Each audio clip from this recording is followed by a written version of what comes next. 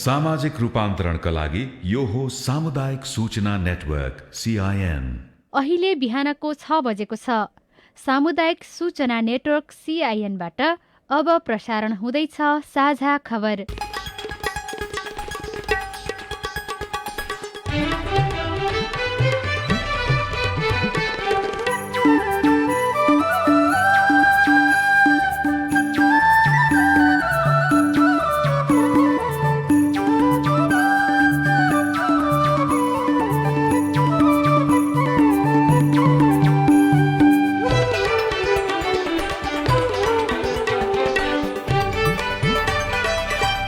शुभ प्रभात। यो CIN को साझा खबर हो। गीता चिमोरियासँगै गोविन्द खड्काको तपाईंलाई स्वागत छ।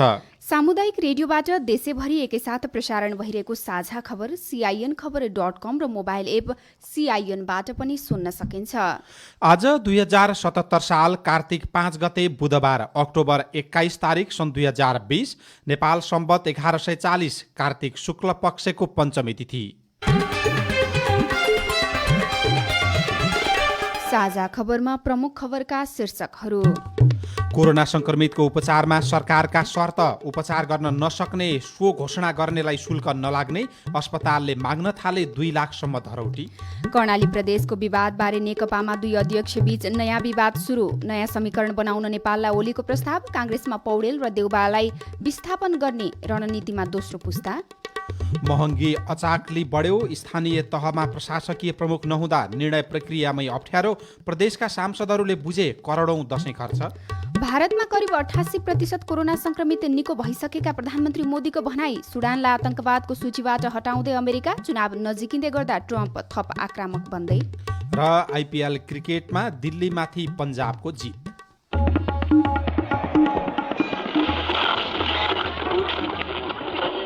सयौं रेडियो, हजारौं रेडियो कर्मी र करोडौं नेपालीको माझमा यो हो सामुदायिक सूचना नेटवर्क CIN। साझा खबरमा सबभन्दा पहिले कोरोना संक्रमितको उपचारमा सरकारले बनाएको नयाँ मापदण्डको प्रसङ्ग।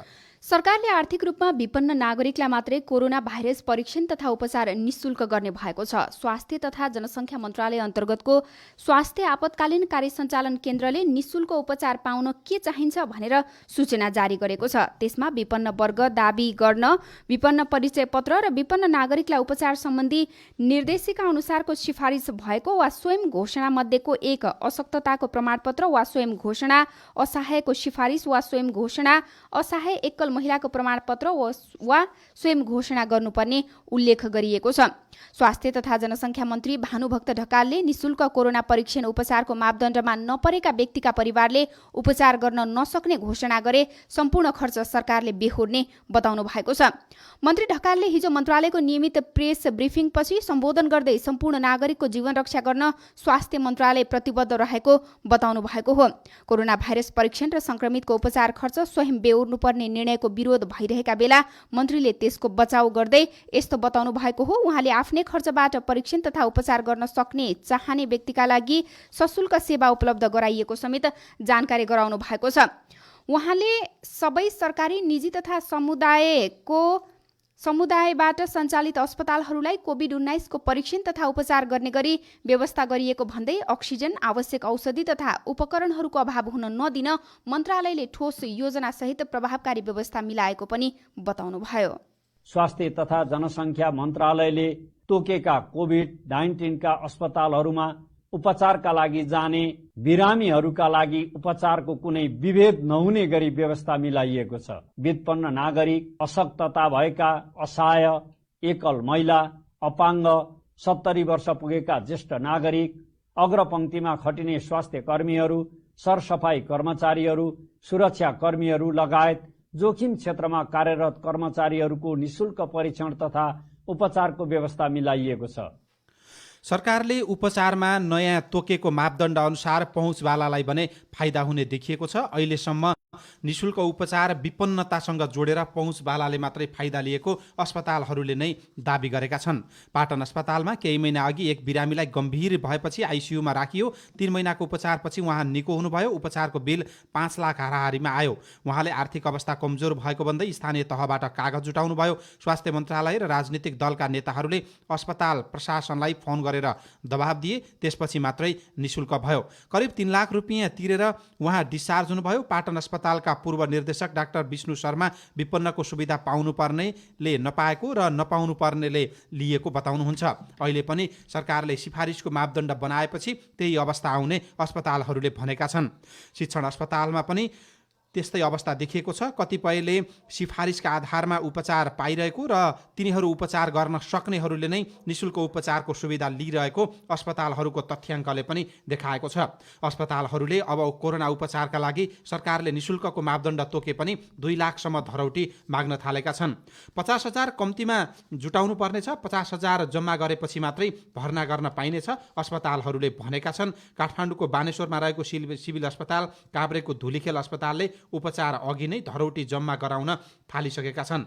देशभरिमा कोभिडका लागि 70वटा अस्पताल तोकिएका छन्, जसमा 17 अस्पताल निजी क्षेत्रका रहेका छन्। मन्त्रालयले निशुल्क उपचार गर्नुभन्दा नगर्ने निजी अस्पतालहरू अहिले उपचारमा तम्सिएका छन्। सरकारले दिनको 3,500 सङ्क्रमितको उपचारका लागि तोकेको छ। मध्यम र जटिल लक्षण भएकालाई 7,000 र आइसियुमा राख्नुपर्ने गम्भीर सङ्क्रमितको उपचारमा 15,000 रुपियाँ निर्धारण गरेको छ। यसैबीच राष्ट्रिय मानवाधिकार आयोगले कोरोना संक्रमणको उपचार सम्बन्धी सरकारले गरेको व्यवस्था संविधान विपरीत रहेको बताएको छ। आयोगले हिजो एक विज्ञप्ति जारी गर्दै कोभिड-19 का बिरामीको उपचार खर्च नबेहोर्ने र होम आइसोलेसनमा मृत्यु हुनेको सब व्यवस्थापन नगर्ने सरकारको निर्णय संविधानको भावना विपरीत भएको बताएको हो। आयोगका प्रवक्ता वेद प्रसाद भट्टराईले संविधान तथा ऐनका व्यवस्था विपरीत कोभिड-19 जस्तो विश्वव्यापी महामारीबाट आक्रान्त नागरिकको उपचारबाट सरकार पन्छिन नमिल्ने सिआइएनसँगको कुराकानी बताउनुभयो। हामीले अनुगमन पनि गर्यौं कि अस्पतालहरूमा अनुगमन गरेर हेर्दाखेरि यस्ता सूचनाहरू सरकारी अस्पतालमा पनि टाँगेका छन् कि कार्तिक 2 गतेदेखि आम नागरिकले बिरामी कोभिड-19 का बिरामीहरूले पिसिआर टेस्ट लगायत अन्य हस्पिटलको खर्चहरू तिर्नुपर्ने, खाने लगायतका सबै कुराहरू तिर्नुपर्ने भन्ने जस्ता सूचनाहरू टाँसेको हुँदा वास्तवमा सरकार अलिकति उदासीन देखिएको छ। कोरोना भाइरस संक्रमण भने घटेको छ। परीक्षण गर्दा दर पनि घटेको देखिएको छ। संक्रमितको संख्या घट्नुमा परीक्षण घटेको विज्ञहरूले भनेका छन्। मंगलबार हिजो 13,861 जनाको परीक्षण गरिएको थियो। यसरी हेर्दा परीक्षण दर घटेको समयमा संक्रमितको दर पनि घट्ने गरेको छ। कोरोना भाइरस सक्रिय संक्रमितको संख्या दिन प्रतिदिन बढ्दै गए पनि थपिने संक्रमितको संख्यालाई परीक्षणले मापन गर्ने विज्ञहरूले भनेका छन्। पछिल्लो 24 घण्टामा 3,093 जनामा कोरोना भाइरसको संक्रमण पुष्टि भएको छ। मन्त्रालयका प्रवक्ता डाक्टर जागेश्वर गौतमले 24 घण्टामा 13,861 पिसिआर परीक्षण गर्दा 3,093 जनामा संक्रमण देखिएको बताउनुभयो। अहिलेसम्म कोरोना संक्रमितको संख्या 1,39,129 पुगेको पनि उहाँले जानकारी दिनुभयो। सक्रिय संक्रमितको संख्या भने 39,000 नागेको छ। अब राजनीतिक प्रसंग। कर्णाली प्रदेशको विवाद टुङ्ग्याउने विषयमा प्रधानमन्त्री केपी शर्मा ओली र नेकपाका कार्यकारी अध्यक्ष पुष्पकमल दाहाल प्रचण्डबीच मंगलबार थप मतभेद बढेको छ। प्रधानमन्त्री ओलीका तर्फबाट उहाँका प्रेस सल्लाहकार सूर्य थापाले दुई अध्यक्षबीच कर्णाली विवाद समाधान गर्ने विषयमा 4 बुँदे सहमति भएको प्रेस नोट सार्वजनिक भएको पौने घण्टामै प्रचण्डको सचिवालयले प्रदेशले नै समस्या समाधान गर्ने गरी सुझाव दिने समझदारी भएको अर्को प्रेस नोट सार्वजनिक गरेको छ। प्रचण्डका प्रेस संयोजक विष्णु सापकोटाले प्रधानमन्त्रीका प्रेस सल्लाहकार थापाले उल्लेख गरेका विषयमा आंशिक सहमति जनाएर विवाद टुङ्ग्याउने जिम्मेवारी भने प्रदेश सरकार र प्रदेशकै पार्टी नेतृत्वलाई दिने समझदारी भएको भन्दै फरक दाबीसहित खण्डन गरेपछि बालुवाटार र खुमलटारको मतान्तर सार्वजनिक भएको हो। सिआइएनसँग कुराकानी गर्दै प्रचण्डका प्रेस सल्लाहकार सापकोटाले भन्नुभयो, कर्णालीमा अविश्वासको प्रस्ताव आएको थियो नि त मुख्यमन्त्रीका विरुद्ध। त्यो अविश्वासको प्रस्ताव चाहिँ अब फिर्ता लिने तथा चाहिँ वा त्यसलाई खारेज गर्ने र प्रमुख सचेतक सम्बन्धी विषय, यी सबै विषय वस्तुहरूमा चाहिँ प्रदेश पार्टी कमिटी र प्रदेश सरकारले नै चाहिँ समाधान गर्न सुझाव दिने चाहिँ दुई अध्यक्षबीच समझदारी भएको थियो। अरू चाहिँ समझदारी भयो चाहिँ निर्णय नै भयो भन्ने जो बाहिर आएछ त्यो चाहिँ होइन र यसमा कोही पनि भ्रममा नपर्न चाहिँ हामी आग्रह पनि गर्छौँ। कर्णाली प्रदेशका मुख्यमन्त्री महेन्द्र बहादुर शाही विरुद्ध दलकै नेताहरूले अविश्वासको प्रस्ताव दर्ता गराएपछि त्यहाँ विवाद सुरु भएको थियो। सोही विवाद सल्टाउन कर्णालीका मुख्यमन्त्री सहित नेताहरूलाई नेतृत्वले काठमाडौँ बोलाएको थियो। 3 महिनापछि ओली र नेपाल बीच संवाद सुरु भएको छ। नयाँ समीकरणका लागि ओलीले प्रस्ताव पनि गर्नु भएको छ। स्थायी कमिटिका निर्णय कार्यान्वयनमा जटिलता देखिरहेका बेला प्रधानमन्त्री केपी शर्मा ओली र वरिष्ठ नेता माधव कुमार नेपाल बीच हिजो छलफल भएको हो। स्थायी कमिटिका निर्णय कार्यान्वयनबारे प्रधानमन्त्री ओली र कार्यकारी अध्यक्ष पुष्पकमल दाहाल बीच लगातार छलफल हुँदा पनि सहमति नभएका बेला ओली र नेपाल बीच भेटवार्ता भएको छ। दाहालसँग मतभेद बढेको समाचार आइरहेका बेला प्रधानमन्त्री ओलीले नेता नेपालसँग झण्डै 2.5 घण्टा छलफल गर्नु भएको छ र नयाँ समीकरणका लागि प्रस्ताव समेत गर्नु भएको छ। नेपाली कांग्रेसमा पनि महाधिवेशन केन्द्रित विवाद थप पेचिलो बन्दै गएको छ। नेताहरू सभापतिको आकांक्षीहरू एक अर्कामा आन्तरिक छलफल गरिरहेका छन्। गुट विस्थापन गर्ने र नेतृत्व प्रतिस्थापन गर्नेमा दोस्रो पुस्ताका नेताहरू लागेका छन्। कांग्रेसका उपसभापति विमलेन्द्र निधिले सभापतिमा प्रतिस्पर्धाका लागि गति बढाउँदै जाँदा सभापति शेरबहादुर देउबा र वरिष्ठ नेता रामचन्द्र पौडेललाई सङ्कट पर्ने देखिएको छ। संस्थापन पक्षमा निधि देउबाका मुख्य हस्तीका रूपमा मानिनुहुन्छ। 13औं महाधिवेशनको झिनो मतान्तरले सभापति बन्नुभएका देउबालाई निधि आफै उम्मेद्वार भइदिए के गर्ने भन्ने अन्यल परेको छ। त्यसैगरी गोपालमान श्रेष्ठले पनि निधिलाई काउन्टर दिने गरी आफ्नो उम्मेद्वारी आन्तरिक रूपमा घोषणा गरिसक्नु भएको छ। आकांक्षीहरू बढ्दैछन् र पहिलो पुस्तालाई विशेष गरी सभापति शेरबहादुर देउबा र वरिष्ठ नेता रामचन्द्र पौडेललाई विस्थापित गर्ने गरी दोस्रो तहका नेताहरू अघि बढेका छन्। जनता समाजवादी पार्टी जसपा नेपालको संघीय परिषद अध्यक्षमा पूर्व प्रधानमन्त्री डाक्टर बाबुराम भट्टराई चयन हुनुभएको छ। केन्द्रीय कार्यकारिणी समितिको हिजो बसेको बैठकले डाक्टर भट्टराईलाई संघीय परिषद अध्यक्ष बनाउने निर्णय गरेको पार्टीका नेता राम सहाय प्रसाद यादवले सीआईएनलाई जानकारी दिनुभयो। हिजो भएको बैठकले गरेका थप निर्णयका विषयमा बताउँदै उहाँले भन्नुभयो, केन्द्रीय समितिको घोषणा भयो, संघीय परिषदको घोषणा भयो, कार्यकारिणी समितिका सदस्यहरूको कार्यविभाजन भयो। केन्द्रीय समितिका सदस्यको संख्या 701 लाई बढाएर 801 गरियो संशोधन। त्यसपछि संघीय परिषदको 1101 लाई संशोधन गरेर आवश्यकता अनुसार केन्द्रीय समितिले गर्ने भन्ने कुरा आयो। संघीय परिषदको संख्या बढाउने, त्यसमध्ये केन्द्रीय समितिको 801 मध्ये 779 जनालाई आज 51 सहित मनोनयन गरियो समायोजनको क्रममा। केन्द्रीय समिति संघीय परिषद प्रति उत्तरदायी हुने भन्ने संशोधनसहित विधान पारित भएको छ। महन्त ठाकुर र उपेन्द्र यादव केन्द्रीय कार्यकारिणी समिति अध्यक्ष हुनुहुन्छ। अहिले बैठकले कैलालीबाट निर्वाचित प्रतिनिधि सभा सदस्य रेशम चौधरीलाई रिहाई गर्न अभियान चलाउने निर्णय पनि गरेको छ।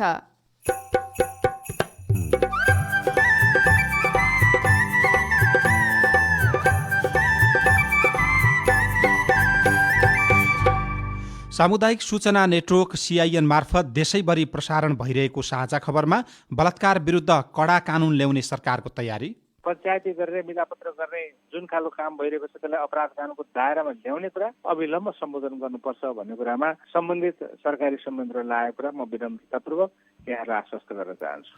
महँगी अचाक्ली बढ्यो, स्थानीय तहमा प्रशासकीय प्रमुख नहुँदा निर्णय प्रक्रियामै अप्ठ्यारो लगायतका खबर बाँकी नै छन्। सीआईएनको साझा खबर सुन्दै गर्नुहोला। दशैं, तिहार र छठ जस्ता चाडपर्वले धार्मिक सहिष्णुताको भावनालाई उजागर गर्नुको साथै मेलमिलापको वातावरण सिर्जना गर्न पनि मद्दत गर्छ। तर विश्वभरि फैलिएको कोभिड-19 को महामारीको कारण यसपालि चाडपर्वलाई वैकल्पिक र सुरक्षित तरिकाले मनाउनु पर्ने आवश्यकता देखिएको छ। चाडपर्वका बेला भिडभाड गरे संक्रमण फैलने सम्भावना धेरै हुन्छ। त्यसैले यो बेला हामीले विशेष ध्यान पुर्याउनु पर्छ। पहिले जस्तै परिवारका सदस्य तथा नातेदार भेला भएर चाडपर्व मनाउनुको सट्टा सूचना प्रविधि का साधनहरू प्रयोग गरी आशिष लिने र दिने गर्न सकिन्छ। यसका लागि सामाजिक सञ्जाल तथा मोबाइलका माध्यमहरू प्रयोग गर्न सकिन्छ। बाहिर जानु परेमा अर्को व्यक्तिसँग कम्तीमा 2 मिटरको भौतिक दूरी कायम गर्ने र यस नियमलाई कडाइको साथ पालना गर्ने, हात मिलाउने, अङ्कमाल गर्ने जस्ता व्यवहारलाई छोडी नमस्कार गर्ने, बेला बेलामा साबुन पानीले हात धुने वा अल्कोहलयुक्त ह्यान्ड सेनिटाइजर प्रयोग गर्ने। चाडपर्वका बेला भिडभाड बढी हुने भएकाले अत्यावश्यक खरिददारीका लागि सुरक्षाका उपायहरू उपायहरू अपनाएर मात्र बजार र पसलहरूमा जाने। यी सबै उपायहरूले चाडपर्वको बेला कोभिड-19 को संक्रमण फैलिन सक्ने जोखिमबाट आफू, आफ्नो परिवार र समाजलाई बचाउन मद्दत गर्नेछ। आफ्नो जिम्मेवारी नबिर्सौं, कोभिड-19 को संक्रमण रोक्न प्रतिबद्ध रहौं र सुरक्षित व्यवहार अपनाऊ। नेपाल सरकार, स्वास्थ्य तथा जनसङ्ख्या मन्त्रालय, राष्ट्रिय स्वास्थ्य शिक्षा, सूचना तथा संचार केन्द्र र सेभ द चिल्ड्रेनद्वारा जनहितमा जारी सन्देश। कोरोनाको लक्षण त चिनिएला, तर कुन मान्छेले कसलाई ललाई फकै बेच्न सक्छन् भन्ने चाहिँ चिन्न नसकिने रहेछ भाइ। त्यही त दिदी, त्यस्ता दलाल त आफन्त, नातागोता, साथीभाइ जो पनि हुन सक्छन् रे फेरि। हो त, आपद विपद महामारीका बेला यस्ता दलालहरू त झन् बढी सक्रिय हुन्छन्।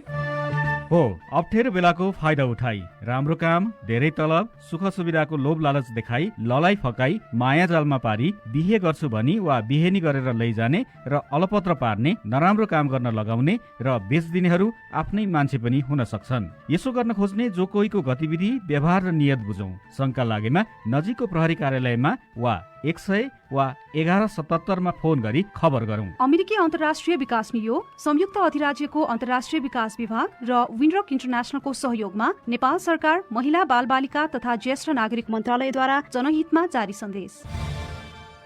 सामाजिक रूपान्तरणका लागि यो हो सामुदायिक सूचना नेटवर्क CIN।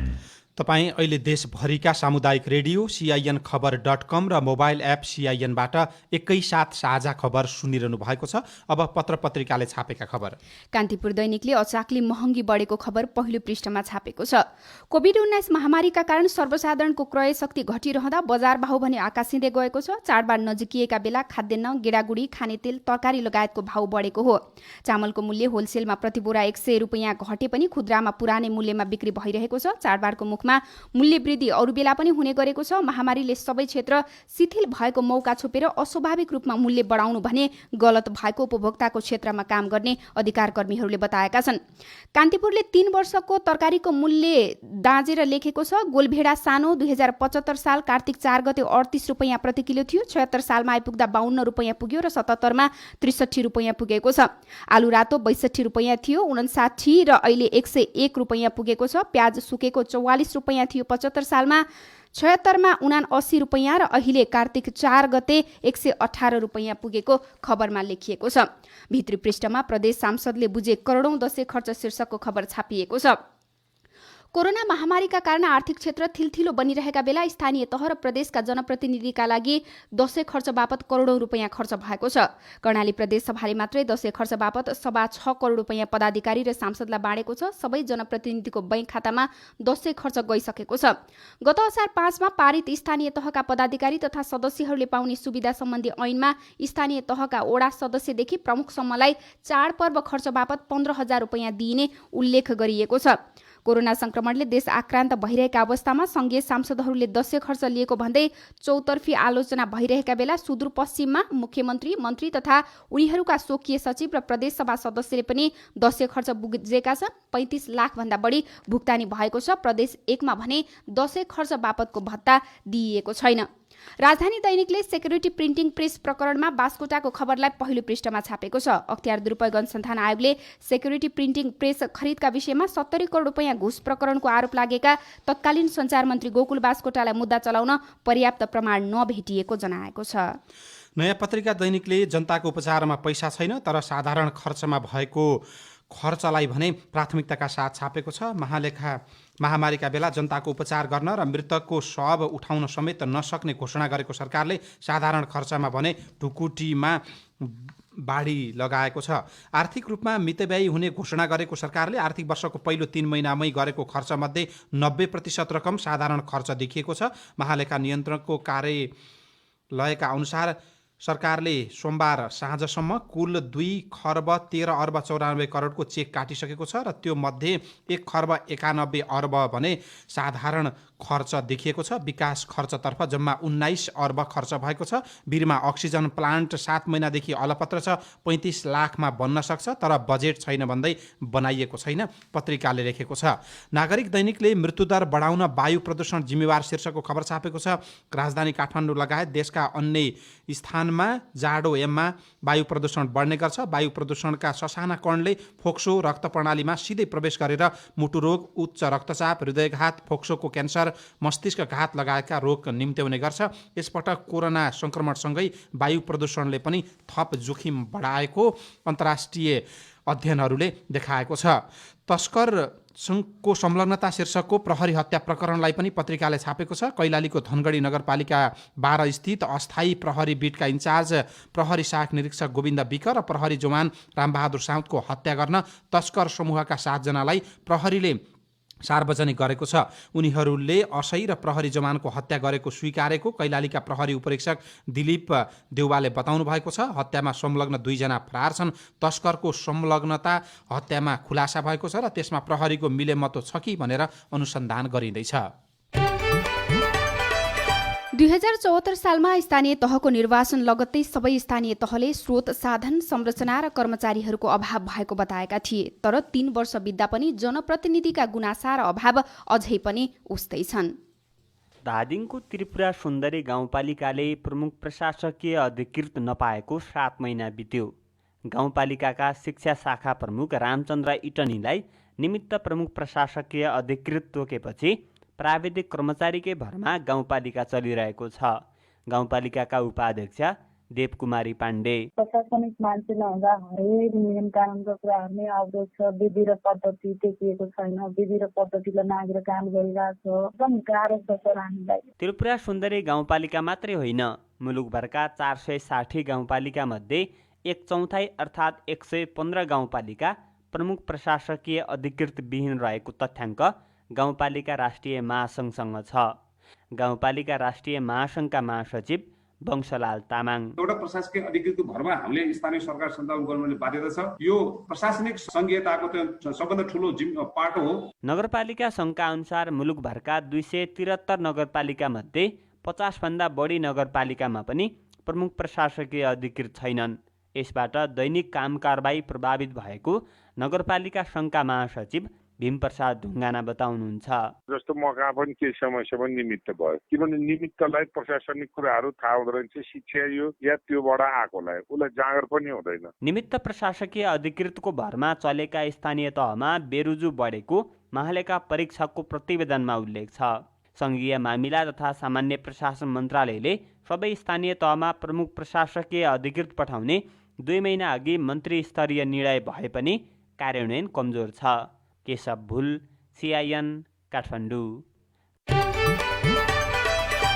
अब विदेशका खबर। भारतीय प्रधानमन्त्री नरेन्द्र मोदीले विश्वमा अन्य देशमा कोभिड-19 संक्रमितको सङ्ख्या फेरि बढ्न थालेको भन्दै नागरिकलाई सचेत हुन आग्रह गर्नुभएको छ। तर भारतमा निको हुने दर विश्वकै उत्कृष्ट रहेको उहाँले दाबी गर्नुभएको छ। अमेरिकी राष्ट्रपति डोनाल्ड ट्रम्पले अतिवाद पीडितहरू र उनीहरूका परिवारलाई 33 करोड 50 लाख अमेरिकी डलर क्षतिपूर्ति तिर्ने प्रतिबद्धता पूरा गरेकोमा सुडानलाई आतंकवाद प्रायोजन राष्ट्रहरूको सूचीबाट हटाइने बताउनु भएको छ। तर सुडानी आक्रमणमा घाइते भएकाहरूमध्ये केहीले राष्ट्रपति ट्रम्पको शर्त स्वीकार्य नभएको प्रतिक्रिया दिएका छन्। चुनाव नजिकिँदै गर्दा अमेरिकी राष्ट्रपति डोनाल्ड ट्रम्प आफ्नो आलोचना गर्नेहरूसँग निकै आक्रामक रूपमा देखिनु भएको छ। अमेरिकामा कसले जितुन् भन्ने चीन चाहन्छ भन्ने विश्लेषण समेत हुन थालेको छ। चीनले जसको पक्षमा बढी समर्थन जनाउँछ उसैले जित्ने सम्भावना हुन्छ भनेर अन्तर्राष्ट्रिय सञ्चार माध्यमले विश्लेषण गर्न थालेका छन्। र चीनमा अत्याधिक धनाढ्यले सन् 2020 मा 1.4 ट्रिलियन अमेरिकी डलर थप कमाएको चिनिया सञ्चार माध्यमहरूले लेखेका छन्। ई कमर्स र भिडियो खेलमा कोरोना महामारीको समयमा व्यापक आकर्षण बढ्दा उनीहरूको धन पनि थपिएको उल्लेख छ।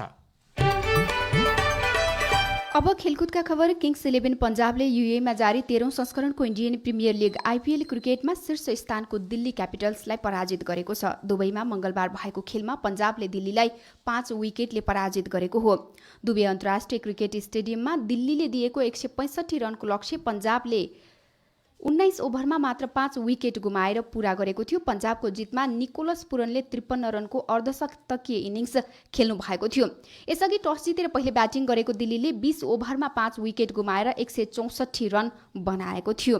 र इटालियन क्लब युभेन्टसले च्याम्पियन्स लिग फुटबलमा विजयी सुरुवात गरेको छ। गैराती भएको समूह चरणको पहिलो खेलमा युक्रेनी क्लब डाइनामो किभलाई 2-0 गोल अन्तरले पराजित गर्दै युभेन्टसले सुखद सुरुवात गरेको हो। अब प्रस्तुत छ कोरोना क्याप्सुल।